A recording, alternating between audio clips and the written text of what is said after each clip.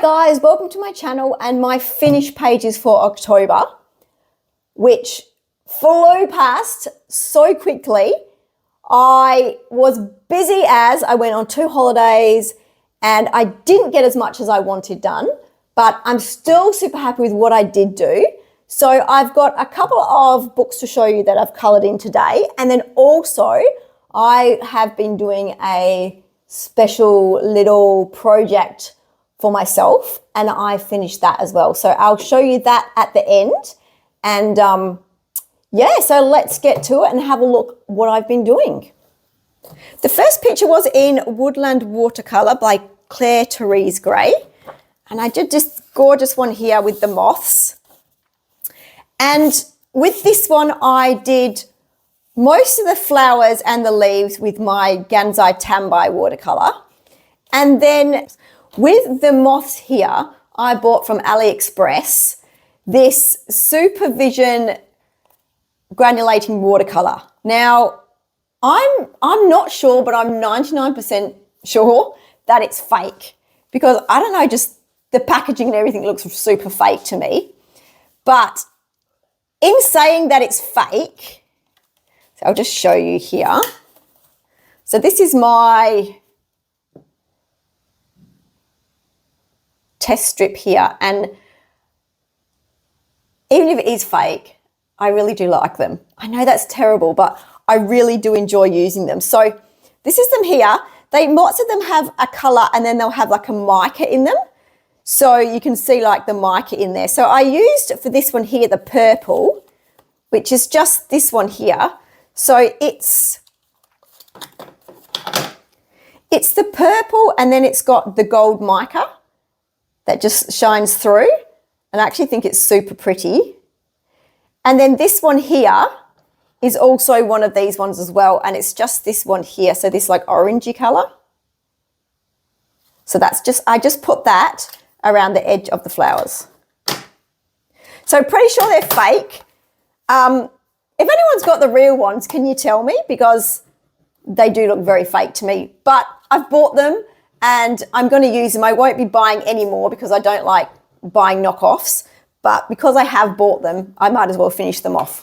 I also used Trolle Art acrylic paint pens just to go around a little bit of the outline on a bit of the green and on a bit of the flowers as well. I then used my Winsor & Newton gold ink, and I got a brand new splatter brush, so I wanted to try it out. So I did some splatters, and I did find out that the splatter brush made weren't big. They were all like one kind of size and they're quite small. So I got out my little plastic pipette and filled that up with a bit of the ink, and then that's how I made these bigger splotches here. So I'm pretty happy with that. I think that worked out really well considering I'm only just learning how to do watercolor. I think it was a great success. I also did a page in Tanglewood by Jessica Palmer, and this is the first page I've done in this. I've been looking for this book for quite a while and I couldn't find it, and I wanted this smaller size because it does come in a bigger size and a smaller one, and I wanted it in the smaller size.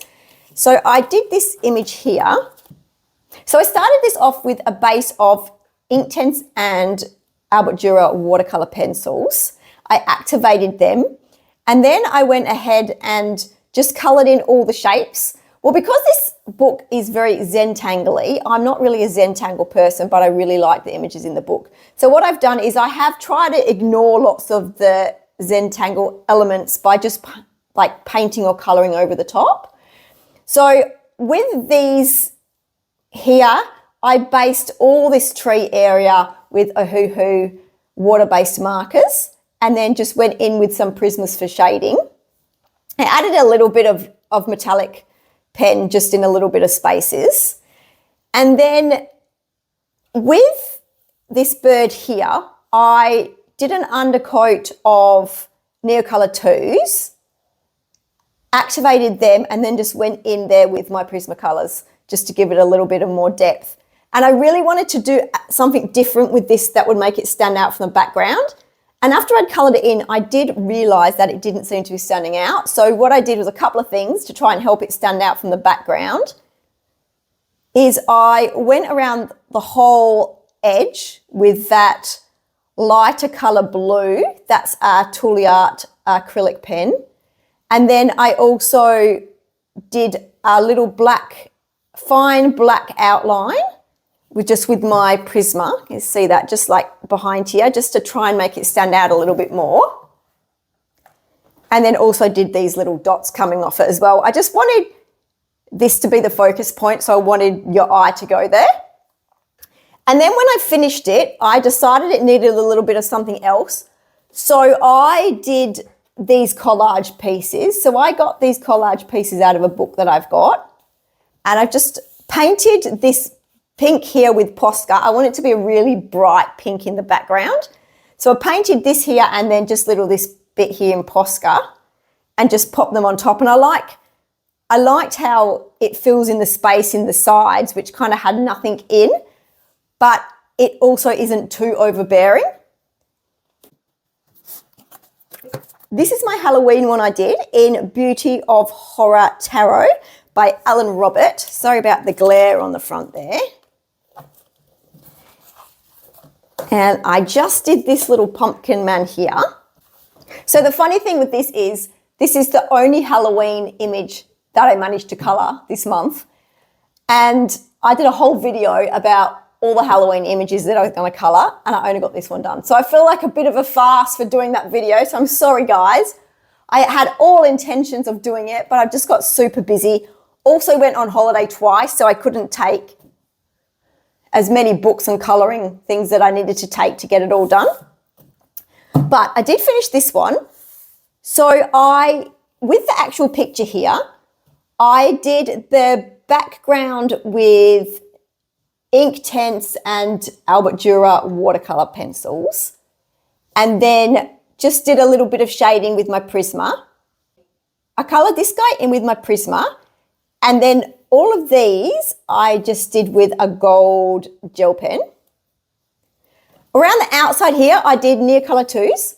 So I just put a little line here and then just brought it out with my water. And then I added some red so it looks like little bit of blood in there.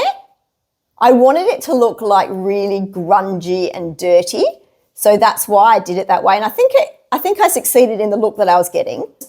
When I looked at the whole picture and finished it, I just felt like there was something missing and it needed something a little bit more darker, like to make it look a little bit more creepy and freaky. So I went through my books and I found this really dirty hand, which I thought looks really cool. I tried to make it look like it's coming out of the page here. I painted on just some blood on here as well, some red blood. Also painted on just a little bit of black paint just to make it look like a little bit deeper and a little bit dirtier as well. And I thought it looked really good. I cut around the pumpkin's legs and put them in so it actually looks like he's sitting on that hand. And I just think it looks really creepy and strange, and that's the look that I wanted to go for. So although I didn't get many Halloween pictures done this month, just the one, I am going to try and do some more because I actually do enjoy colouring in horror images. So I will try and get some others done. I also did 2 pictures in Shooting Star. When I went away for my holiday to Broome, I only took 2 books with me. I took Shooting Star and another book, and I only took my Albert Dürers, my Inktense, and my Prismas with me. So that's all I had. So I started doing this one when I was away, and then I finished it off when I got home. So what I did was, when I was away, was I did this whole circle. So everything in here, except for the outline, which I did with Trolle Art paint pans when I got home, everything else there is completely done with Inktense, Prismacolor, and Albert Dürer. And then while I was doing it, because when I was painting this, I was out and about. So like we were going to the beach and we were going fishing. And so I was out quite a lot of in nature and in dirt. So all around the edge here was quite dirty. And I didn't just want to leave it white. I thought I could get an eraser and erase it off, but it didn't work. So I decided to do something completely different and laid down to start with some watercolor just to get like a base color. And I tried to stick to the colors that I used in the middle here. I cut out this beautiful little man and popped him in here. So it looked like he was going and talking to her. And then just did like a little bit of mark making really, just so it looked a bit like splashes. So I just used my acrylic paint for that. And then just down here, I also did a little bit more collage. I did some cutting out and I did some Neocolor and stuff on here. If you did want to see the whole process, I do have it on a video, the process of me doing the whole background. So what I'll do is I will put that in description and I might even link it at the end for an end card as well. So you can just click on that and have a look if you were interested. And I actually think it turned out really well, really different. There's a lot going on, but I think it looks it's interesting. And I do think the color palette worked out as well. So that's that one. So I also did this one, and this one is mostly in Inktense, Prismacolor and Albert Dürer. I did the outlines in Tule Art paint pens. Around the edge here, I went around with Neocolor. So just once again, I just put a line around with Neocolor and just washed it out. I have a serious problem with not liking, well, it's not that I don't like, because I see other colorist images and I like them. But for myself, I can't seem to leave the background white and plain. It's like I always have to put something in there. It doesn't feel finished to me. So I was going to leave it plain, and then I looked at it and I was like, I just need to do something else to it. So that's why I added this just really subtle around the edge. And then I had also coloured all this river in with Inktense as well. But then the more I was looking at it, I thought I have to put something a bit shiny in there. So I used these Supervision watercolours again. And I used this one here, or should I say fake Supervision watercolours again. And I just used this one down here, which is just this greeny teal.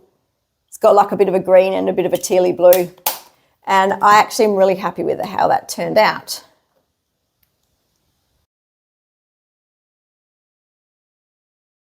The other project that I've been working on is this Pop and Hop game. So this is a game that my family love to play, and we've got a really old version of it and it's falling apart. So I thought I'd buy a new version and make it into something pretty special. So I got the collage pieces out, and this is what I've done. So basically I just collage different sections. Oops. So for the first section, which is the green section, I've got this little zombie character. So each section I try to make a character. So he's walking out of the peas, and there's all this stuff going on here. And then the next section is the yellow section.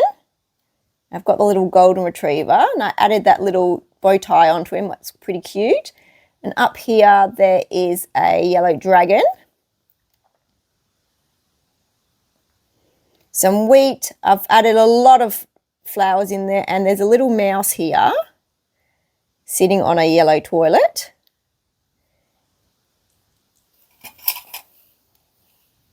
And then this is the blue section with this samurai rabbit. Put him on a bit of a cool looking background. Added some clouds and some rocks down here. And then we have the last section, which is the red section. And I've got this little mouse guard guy, and he's sitting in some raspberries on a train track.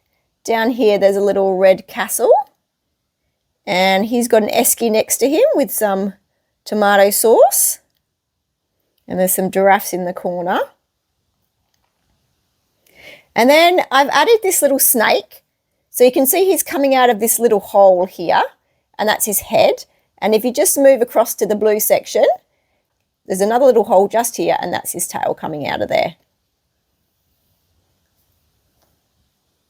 So I'm pretty happy with how that turned out.